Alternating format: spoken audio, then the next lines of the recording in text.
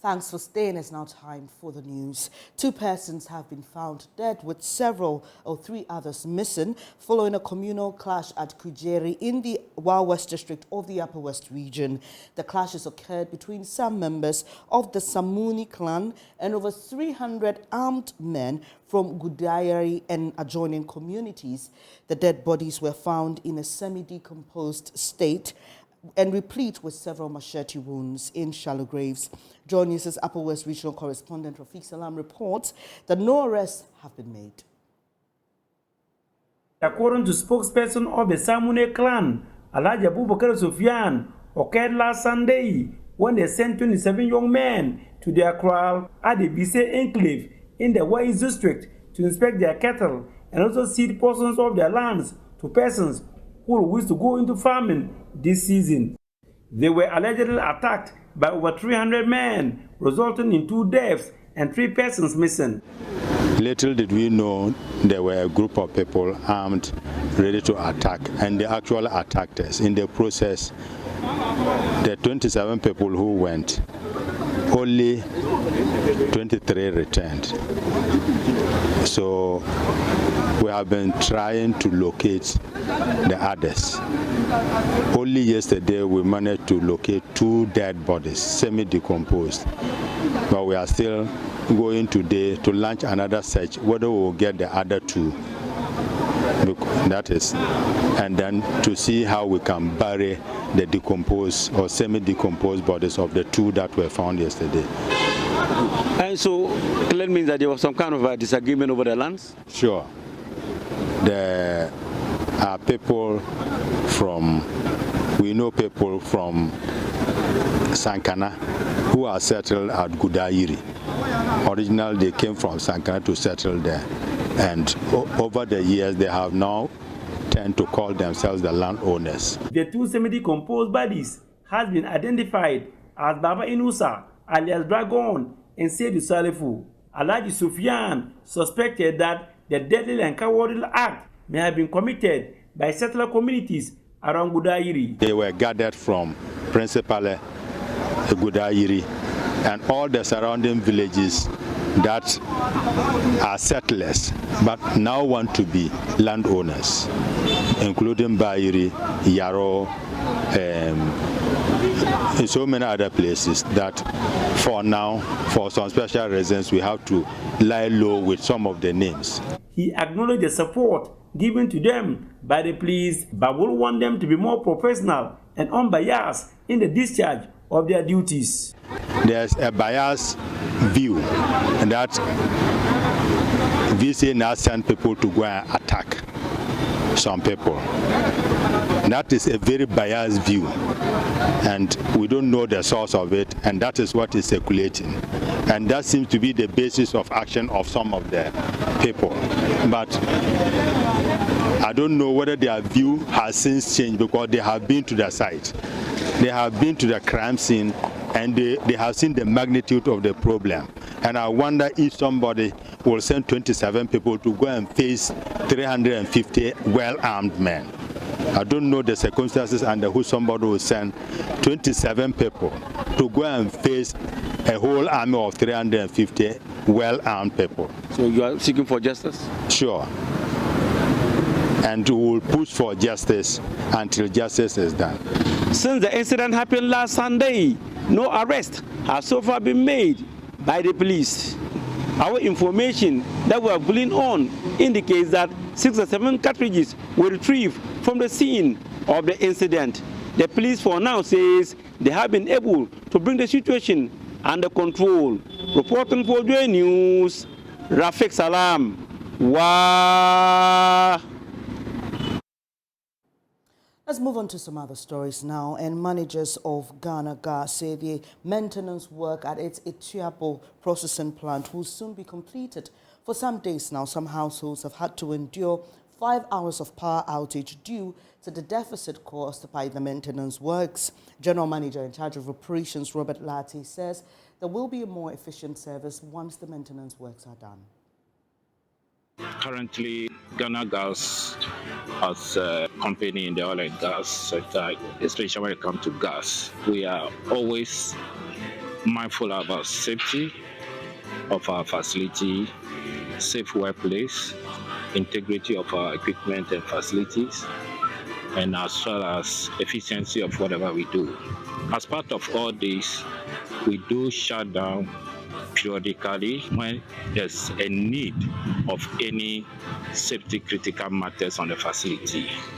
And so this current shutdown is a planned shutdown maintenance where the company has sat down, planned it as a result of safety critical issues happening on the facility, and we need to provide intervention to those critical safety issues. Management has also put in adequate resources just to make sure that we undertake this maintenance program within the schedule that have been approved by the Ministry of Energy and with support of other stakeholders. Still watching the AM News. Let's do some other stories now. And the Electricity Company of Ghana is still on its mobilization drive to collect monies owed it by customers. And in the Ashanti region, the regional director there, Engineer David Buedia-Samoa, led the Revenue Protection Task Force to disconnect power at the official residence of his friend, the District Chief Executive of Amansia South. The task force also took away electrical cables used for the illegal service connection. Engineer Samoa told Joy News his stance of professionalism over friendship motivated him to disconnect power to the house. Ohim Interior of our security desk has more. Clement Opoku's residence was among several private homes and public institutions disconnected on day one of the ECG revenue mobilization exercise at Mansour-Dubia, the capital of Amansia South District. The District Assembly Office complex was the first to escape disconnection after 19,000 Ghana cedis unpaid electricity bills were settled instantly. The district's education and immigration offices, however, had their power supply cut by the task force. Some residential facilities, including the District Assembly bungalows, also suffered disconnection for non-payment of bills. The official residence of the DCE for the area, Clement Opoku, was next to suffer power cut. The ward house had at least 4 floodlights on when the ECG Revenue Protection Task Force visited at 3:42 p.m. Ashanti Regional Director of ECG, Engineer David Buedia-Samoa, tells Joy News power supply to the DC's apartment was illegal. This service serves the DCE for is it Amansia South? That's right. The service connection to the house is unauthorized. It doesn't go through any ECG document, so we term it as illegal extension. We are terminating the service, the illegality. Then if you need the service, you should apply. In the first place, there's no application. That is why we call it illegal. There's no application to ECG at all in any way. So now that we have identified it, we are removing the wires, and then every energy he has used over the period that he has used it will recover. Daytime, outside light, you don't need it. So this is a complete waste. And this goes to make us believe that probably he's not paying for it. Engineer Buedia-Samoa described the GCE as his friend, but explained his stance of professionalism over friendship. But this is my good friend. I mean, you know, he comes to my office, we chat. He calls me, he comes to my office, we chat. But this is purely a professional work that we are doing. How do you feel to do this to your friend, a man that you say he's your friend? Now, from today onwards, he's going to sleep in darkness. Yeah, as a professional, you need to distinguish friendship from professionalism. What I'm doing now is a pure professional work that I'm doing. We are friends. I mean, it doesn't change it. So I don't think that our friendship will, this will mar our friendship, unless the person decides. But as far as I'm concerned, friendship grows when the right things are done. So we are only helping him do the right things, and the friendship will grow. From Mansour-Dubia for Joy News, Ohim Interior reporting. Let's do some politics now. And former General Secretary of the Ghana Medical Association, Dr. Titus Bayo, has stated that one major challenge facing the people of Lambusii is the lack of quality leadership. He noted the constituency has constantly lagged behind, resulting in underdevelopment. Dr. Bayo said given the opportunity to be the legislator, the narrative would change and he will be the lead advocate for development in the area. He made these remarks after his vetting, paving the way for him to contest against two others in the NDC's parliamentary primaries next month. The former General Secretary of the Ghana Medical Association, Dr. Titus Bayo, first debunked the assertion that he's new in the NDC. So for anybody doubting my credentials within the party, they should visit Lambusii and find out who brought the first set of doctors to operate in Lambusii, who started the renovation of the party office years ago, who took new passport pictures for everybody when the party decided to introduce passport pictures in our register. They should find out from Lambusii who paid for the filing fee for all our branch executives, and they will realize that I am not new in the party at all. Dr. Bayo said one major challenge faced by the Lambusii constituency is the lack of quality leadership, which he hopes to bring to bear if given the nod. He added that he is going to be the lead advocate for the development of the area and spearhead its development. We have had leaders who have tried their due, but we need a contemporary leader, a transgenerational leader, one with a vision, one who carries a certain charisma to carry the people along, and one who can act as an advocate of Lambusii. Lambusii has lacked a lot of advocacy. If you come into the Lambusii constituency, nationally, people do not know a lot about us. People do not know the kind of people who are even in Lambusii.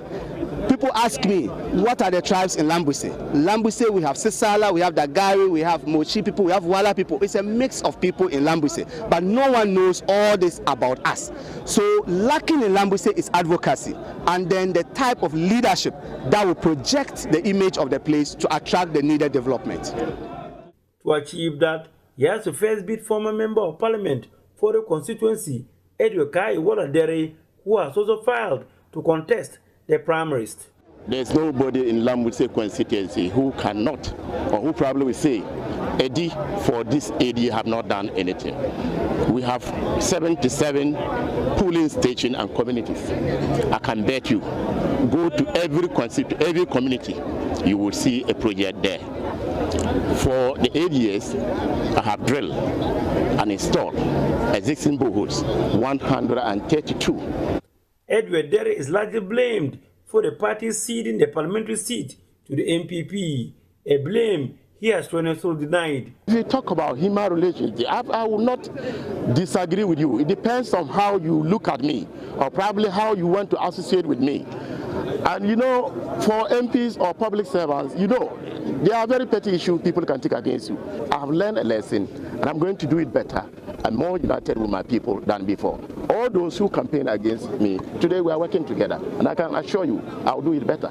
The third person in the parliamentary primary, and whose picture will appear number 2 on the ballot paper, is research scientist Dr. Emmanuel Kambampanyang. I say, look, our seat has gone back. It has gone to NPP. My priority will be for us to get the seat back. That's number one. Irrespective of who wins the primaries, what I mean, Dr. Bayo or Honorable Edward, my priority will be for us to unite and get the seat back from NPP. Reporting for Joy News, Rafiq Salam. Wow. Away from politics, hundreds of small-scale farmers in Chinchunkura, a community in the Ashanti region, are losing their livelihoods as traditional authority there takes over lands. The farmers say over 1,500 acres of land have already been taken away. Many of them rely on these farmlands, and they say they've managed them for over 70 years. The farmers are pleading with the Idra Traditional Council to reconsider its decision. Mahmoud Mohammed Nuruddin was in the community and reports. The affected farmers ride their motorbikes to some of the farmlands that have been taken over. this is one of the 1,500 acres of farmlands the farmers say have been taken over by the Ejura Traditional Council. Abdurrahman Hudu is the leader of the farmers. Some few years ago, we had a call from Ejura Traditional Council to stop farming on some portion of the land in Chinchenkura community, which was about 500 acres of land. The community members pleaded to the Traditional Council to rescind such decision, but all efforts could not yield any positive results. Abdurrahman says when the Traditional Council took over the farmlands, most of the farmers relocated while others lost faith in life because that was their only source of livelihood. About 1,000 farmers from Chinchenkura and the nearby communities were farming on that portion of land. So when the Traditional Council took the land from the farmers, most of the people relocated from the community as a result of all hope lost, while others turned to drunkards and now they are a burden to the society as a whole. Fast forward, in the early February of this year, 2023, one Tuesday morning, we had a call from the Traditional Council again not to step our foot on the remaining farm land in the community. This land we are talking about is a land managed by the community for over 70 years. This land is a land the whole community depends on it for their farming activities. And the land size is over 1,000 acres of land. According to the small-scale farmers, taking over the farmlands is likely to result in one of two outcomes: community breakdown or hunger because they produce to feed themselves. So this news shook the foundation of the community, and we decided to appeal to the Traditional Council to look at the decision again because it will lead to the collapse of the community as a whole, or either hunger for over 500 people in the community. We have nowhere to go.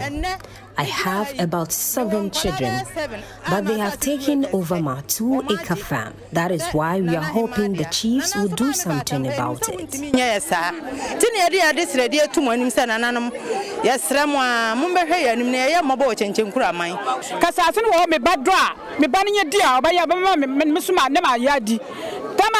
My son would farm and provide food for me if the land was available. When I first came, the residents were able to cultivate and share some of their farm produce with me. But now that they've taken over the land, where can I get farm produce?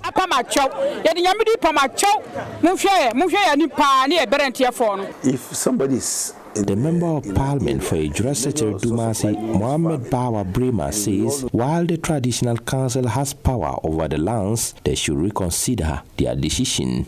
So for that matter, that's why I'm making a passionate appeal to Nananom, and I know they will listen, that at least we should have, we know the land belongs to them, traditionally it belongs to them, but in apportioning the land, they should at least attach a human face. According to Mr. Bremer, the main source involved in farming is land, and once the land is taken over, the farmer's very existence is lost. That's what I said. If somebody is in an area and his major source of livelihood is farming, and we all know that in farming, the major capital that involves in farming is land. And once the land has been taken over, the person feels that his very existence on earth is no longer necessary because you cannot live on the planet Earth and will not eat. Back in Chinchenkura community, the farmers are pleading with the traditional authority to reconsider their decision. They are the custodians of the land. But what we are saying is that they should reconsider their decision because we have no any other work apart from the farming.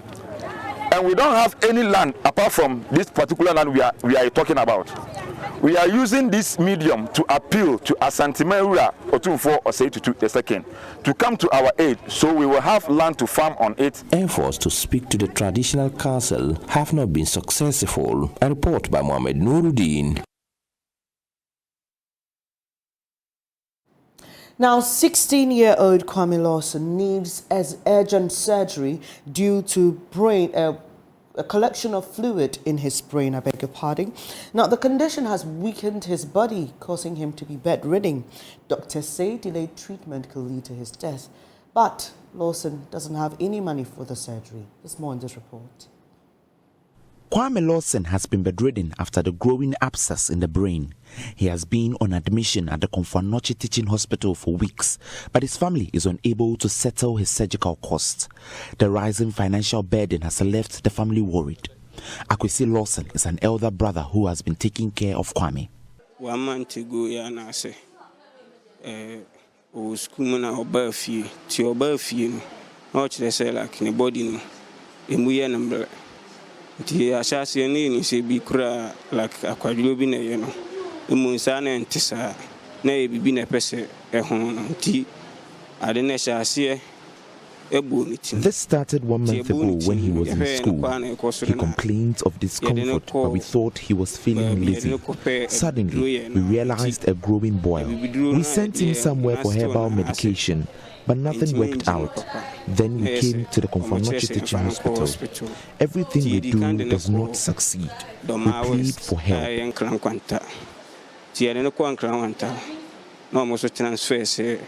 Omuntimi enyane akaniti enfam kusunya ena yede ba sunya no obeda on 3 days. After 3 days no mo so transfer se embla konfonachi AG ena yede beduru ana so de ase like ya famu dia so stone and so sidi tikani esre ne se adofo mo meye yembo na akora no mo bontimi ntenase. A neurologist at the Communal Teaching Hospital, Dr. Sarah Samoa, says Kwame must be on an intravenous antibiotics, but the financial deficit of his family has been an impediment. From how he presented with weakness on one side, and that could be explained with the collection he had. So he needs to undergo surgery. He needs surgical intervention, and he would also need to repeat his CT scan as it stands now, because this image has been here for more than 2 weeks. So we would want to know the current size of the past collection in the brain. Then he needs to be on IV, that is intravenous antibiotics. The standard is for us to do like 6 to 8 weeks of IV, that is intravenous antibiotics. We have started, but currently the surgery has been delayed, and the delay of the surgery is because of financial challenges on the part of the family. They need to purchase some items that are needed for the surgery. Unfortunately, they are not available in the hospital, so each patient purchases them. But they, because of financial difficulties, have not been able to purchase them. Dr. Samoa says the condition could be severe if the surgery further delayed. The more we delay, the more the pus sits on the brain. And we know that the brain is just made up of nervous tissue. And it's the brain that controls everything we do as human beings. So the outcome could be more neurological deficit. Already he has weakness on his left. That is in the upper and the lower limbs. We have weakness. So the more we delay, we could have more deficits. What I mean is that more functions coming from the brain could be affected. You can see a swelling of the eye. We call that one the pot-puffy tumor. So if you are not careful, we can even have, he has a risk of what we call the cavernous sinus thrombosis. We can have an thrombus, forming in a very important vessel in the brain. And that could even take his life away from him. President of the Waduma Foundation, Akwesi Owusu, pleads for funding support for Kwame to undergo his surgical treatment. I'm pleading with you all. The cost of this whole entire surgery, including recovery, is going to cost a lot of money. So if you want to help, and if you hear of this plight after listening to this video, please you can donate to the Momo numbers that will be on the screen if you're in Ghana, or you can donate through Wadoma website, which is www.wadoma.org, by simply clicking on the donate or the pay button. For Joy News, Nana Boachi Damkoyadom reporting. And if you're touched in any way and you would like to offer some support, you can also reach out to us here at Joy News. Now, prayer is the Christian's key in communicating with God, and depending on the present nature of that need, well, where you also pray may be critical. This was demonstrated by Jesus Christ when he spent the eve of Crucifixion Day with his disciples in Gethsemane to engage God on the task ahead. Well, my colleague Emefa Atiamwa Eli walks us through some of these critical sites in Israel as Christians commemorate the Good Friday today. In present-day Israel, Gethsemane is located within a valley between the Mount of Olives, where Jesus ascended into heaven, and the wall demarcating the old Jerusalem from the new. Gethsemane was the last place Jesus spent the night praying to God, saying, quote, "My Father, if it is possible, let this cup pass from me, yet not as I will, but as you will," unquote. It's also the place the soldiers, with the support of Judas Iscariot, found and arrested him for crucifixion. It's currently a relatively small garden of about 13,000 square feet. It sits right at the foot of the Mount of Olives. Gethsemane hosts a couple of the oldest olive trees believed to have been planted from the original ones found here at the time Jesus and his disciples visited the garden to pray. It's among the highly patronized tourist sites in Jerusalem.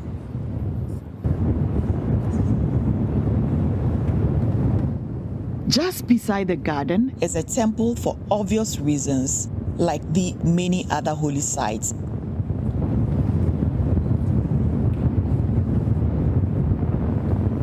Across the road in front of it is the way leading tourists into the Old Jerusalem. Here, tourists and pilgrims are trooping to have a look at the remnants of the Pool of Bethesda.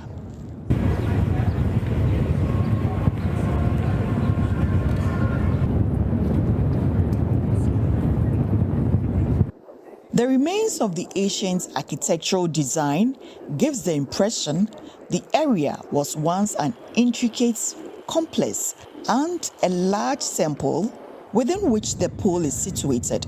Today, it's very dry. What is left for one to see are the large corner and door pillars, frames, the heavy limestones used for the construction, and the multiple divisions or rooms in it.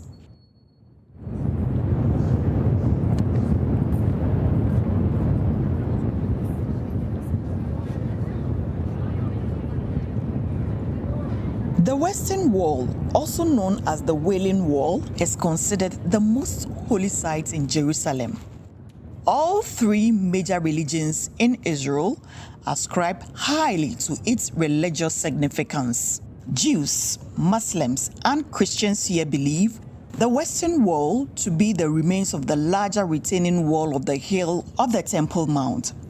That's the place where the first temple was built by Solomon, the son of David. The spot of this temple is believed to be the same place where Abraham tied up Isaac for sacrifice. It is also thought to be the place Jacob had his dream, and it still bears a significant and divine presence of God. The Western Wall has been a major bone of contention and conflict among all three religions to date. Jews, Muslims, and Christians go there to pray on a daily basis. Today, the prayer area has been divided into two, one side for men and the other for women. Visitors entering this place are subjected to intense security scrutiny. The area is under a 24-hour heavy security surveillance. Despite the tensed atmosphere and its piety, many still get the opportunity to relax and make good memory of themselves. And so did I, in fact, with the security officers at post. Such fun. My name is Amofa Ewenam Atiamwa Eli for Joy News, Jerusalem. And here in Kokomlemle, Ghana, I am Bernice Abu-Baidoo Lansah. Much later, we'll let you tell us how you're commemorating Good Friday and celebrating the Easter holidays. We'll take a quick breather now. When we come back, we'll delve into the headlines. Do stay.